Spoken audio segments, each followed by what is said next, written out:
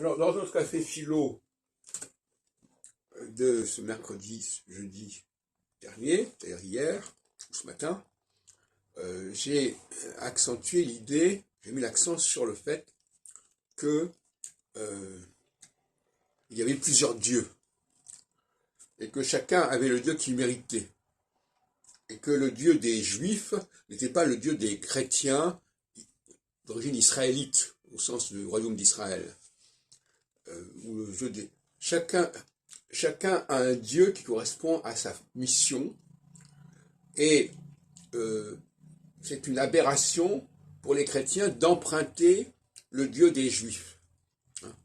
Et inversement, les Juifs qui nous disent que leur Dieu c'est le Dieu de l'univers, ils empruntent à un autre Dieu que la leur. Donc il s'agit de respecter le principe du schéma Israël.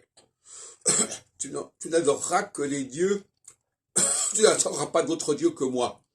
Ça ne veut pas dire du tout qu'il n'y a pas d'autres dieux. Ça veut dire que ces autres dieux, ils ne sont pas faits pour toi. Ils sont faits pour autre chose, ils ont une autre raison d'être. Ils ne demandent pas les mêmes facultés, les mêmes capacités d'observation, de réflexion, de raisonnement.